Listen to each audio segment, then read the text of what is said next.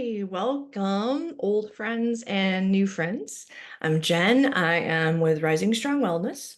I am deeply, really in love with bodies, with justice, with exploring body stories. And this is a lot of what my work in the world looks like right now. So I wanted to have a space, number one, to hold for anyone who wanted it, but also, um, a little longer than an average post or video. So something that we could just create some space around for the summer season, because summer season can be tricky for so many people. And I wanted just to give a few thoughts for you personally to reflect on, but also, through my work with my own body, but with other bodies and through Ayurveda, just being able to give some tips. And if it's helpful to you, I hope it is. And I hope that you'll plug it into your life somewhere. So yeah, let's take a minute. Let's take a minute and just ground. If you're watching this after, just go ahead and give yourself some space as our intention, because this is an important topic and we do take in so much content. So if you have the option right now, close anything else out, flip your phone upside down, or whatever you're watching on, but create some space here. Okay, maybe you go somewhere a little quiet to watch this for the next 10 or 15 minutes, and then let's just clear a couple of breaths through our bodies. So however that looks and feels to you right now.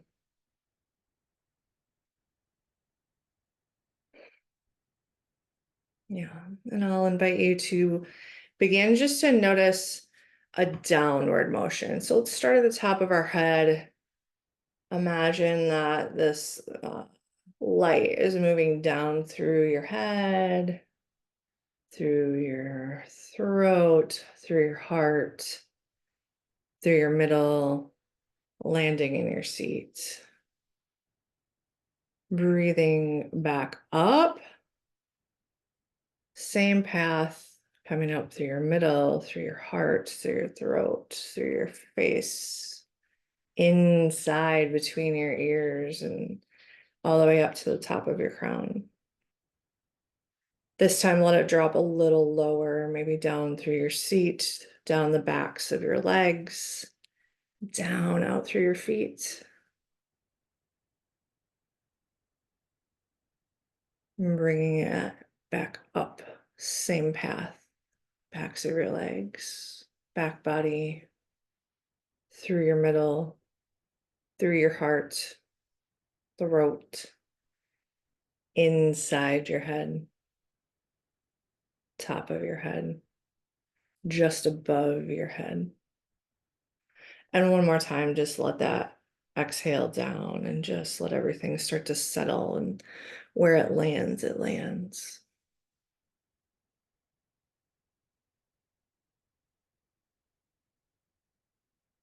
Good, beautiful. Okay, welcome again.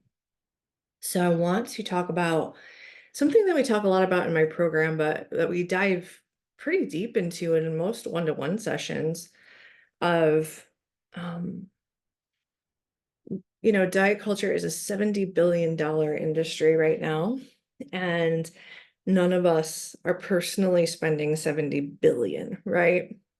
But the first question I pose to you is, what does chasing this ideal body or way of looking or way of existing, what is it really costing you personally in your life? It does cost a lot of physical money, yes. It costs us time. It costs us health. It could cost us, um, so many things. One of the largest, like, or more common things I hear is that it costs us experience. And so, for example, it costs that I don't want to go to the beach with my partner. because I don't want to have have my skin or body showing. Or I don't want to jump in the pool and play with the kids. Or I don't want to wear those shorts, even though it's really hot and actually physically becoming uncomfortable. Or I don't want to be in the picture to remember this special event. Or I don't want to go to that birthday potluck at the office and have that piece of cake to celebrate someone's life because I get really focused on the cake and what's going to happen with the cake, right? Versus the why and the experience that we're in. And so my very first tip, this takes some breaking down, and we're not going to solve this in 15 minutes. But I think when we zoom out and we look at um, the experience itself versus what we think is happening or the story that we have surrounding it, um, I think it really adds some value to that. So I know I can say with great confidence, we have all spent a great deal um, chasing diet culture and the thin ideal in experience for sure, or lack of experience. Really, like it's just another form of restriction, right? And these patterns show up so often for us. So something just to think about there. But it does, it costs us experience. And so maybe just journal that down, write some things down for yourself, like what you noticed in the past or currently what chasing this one way of being, aka the thin ideal, what is it costing you? And I think that's a very really great place to reflect on. Okay, so that's one thing to think about. I think when we go and peel back one more layer of that, you know, using, let's just call it like showing skin. So whether this is wearing shorts or less clothing than normal, um, or going to a beach or any of these things, this is a little more complex because now we can add in this layer of previous experiences, right? Someone said something or made a comment, or I don't want to be in the male gaze, right? Because of previous trauma, things like this. Because what if blank happens? Or what if it feels, ready? Not even that it would actually happen, but one of the definitions of trauma is it feels like that one time when, right? That's a trigger. That's what a trigger is. It feels like that one time when. And Zoom's giving me a thumbs up, so cool. Okay, so when we go down one more layer, so some of what that is really about is finding and claiming safety in our own being. And one thing that I choose to teach is choice, right? And that we have so much choice, and that it starts in these little tiny practices. And in all transparency, I still do these practices because I still need it too. I need to remember that I have choice of what's happening in my physical being. Um, that also gets entangled with my emotions and my sensations and all this other stuff that's happening. So the choice to say, I might want to bare my arms today, even though maybe it's not my favorite part of my body. But boy, what would it be like just to notice the cool air conditioning or the fan on my skin? Or what would it be like to let the warm sun kiss my skin today? And can I feel safe and rooted in that? Also knowing that I have a choice that if I don't like how it's going, that I can just choose to go the other direction and go put something different on. So choice is really important when we're reconstructing safety and working through some of the really hard stuff. Okay, let's lighten it up a little, right? So piggybacking off of that you have choice to say, gosh, these clothes feel restrictive. This is a big one that I hear of, okay, the clothing that I want to wear in the summer, I can't or I won't because blank. Okay, so maybe there's another journal question for you. I won't wear blank because blank, and give yourself some room for the story around that. And listen to your own story, validate it, honor the story because that was real. Okay, that was real and impactful, right? So if things are feeling restrictive or heavy, or you don't like the sensation that they're providing in your body, that you do have a choice to change that, right? Okay, I don't want to wear a bra in the summer, or gosh, I do want my skin to be out, but maybe not totally exposed. So I'm going to choose a flowy skirt so that I can feel some like airflow and not tight leggings against my skin. And so meet yourself where you are, but give yourself some room for some flexibility, right? Yeah. The other thing that I think comes up, so missing experiences, right? Remembering that we have choice. Um, and I think having a plan is another piece of this puzzle because this is a season, especially where I am, like we live hard in the summer here in Michigan because we also have a hard winter. And so when it is warm here, we live hard, we play hard. And it's a wonderful thing, like that we don't ever want to miss out on because it's a short time. But this also means a lot of extra gatherings. This means different social situations. And so I think having a plan can be very important. And we talk about this when I do a session like this around the holidays. Same thing, different season, right? Of remembering, oh man, we're going to another potluck or a day at the lake or whatever the gathering might be.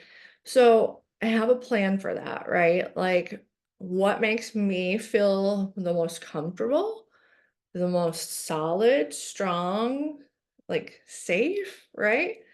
In my physical being. So make a plan for that ahead of time, that it doesn't have to be like super structured, but having having a little framework could feel good. Additionally, food, right? Maybe, oh gosh, the Midwest summer salads, right? And these things that maybe we love and we eat seasonally, great. But also, like, if there's things that you are not going to like, make sure you bring the dish that you know you will want to eat. Then you know you have something there, right? And you can supplement the rest as you wanted, but you don't have to make it a diet thing. You don't need to make excuses for it. Simply that you're bringing what you know you're going to like to eat, I think is important. And that you do again have a choice to eat what you want and to give yourself some permission and some freedom. Um, to enjoy, to be in the experience and not worried and focused about all the other stuff that we get tangled up in around our body. Mhm. Yeah.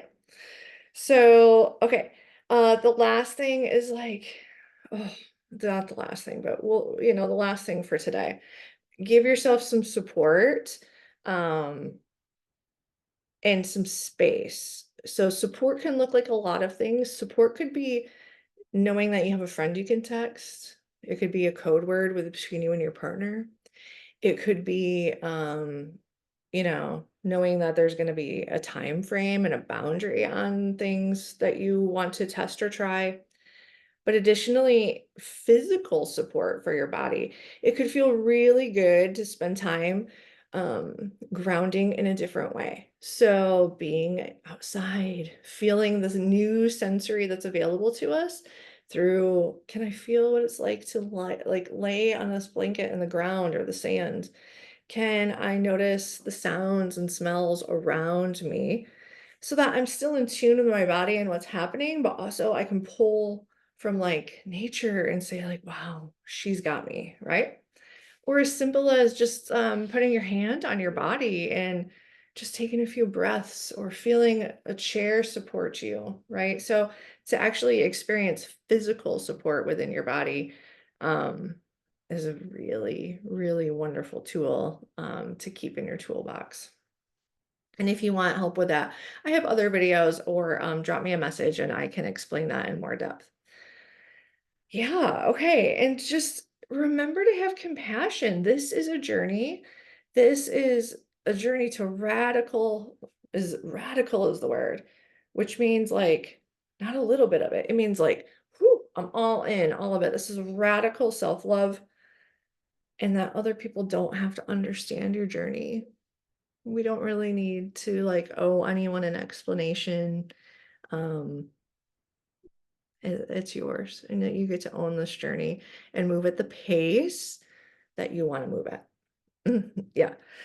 Okay, those are my big hot tips today. I will post some extras in the comments of just remembering like you are a whole person. There's nothing to change or fix about you. You are whole in this moment.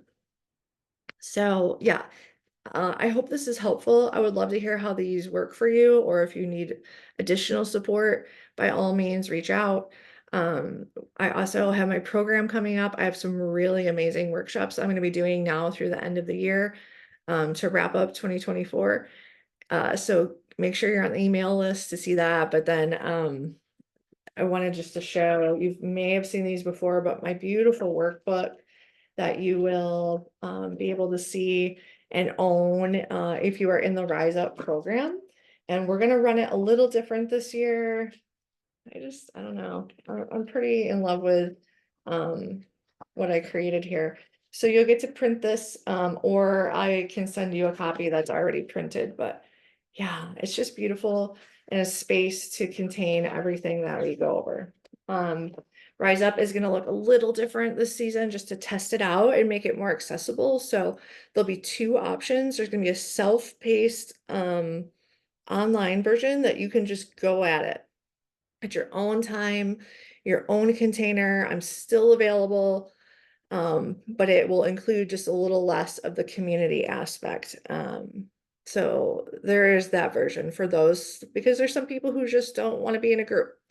And then there is still the group version. It will still remain virtual because I'm expanding, just reaching out to clients in different areas of the country and the world. And so I'm excited about that. We'll still be online. I am doing what I feel like is the lowest reasonable price. And I'm excited for everyone to be able to get access to that and really come into this supportive community. Because that's actually my favorite part, is when we sit together and we start to share and hold each other's stories. And then there's this light bulb moment that happens where we begin to go, oh, yeah, your mom did that. Oh man, oh, that happened to you too.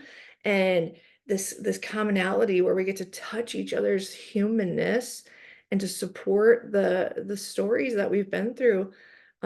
Healing just goes boop, and it turns on in this container, and I love it so much. So if this is of interest to you, reach out. I have a lot of different ways to make it happen, and I thank you for being here. Thanks for following along. I wish you a warm, happy summer with the breeze and the sun all over you. Okay, take good care of you.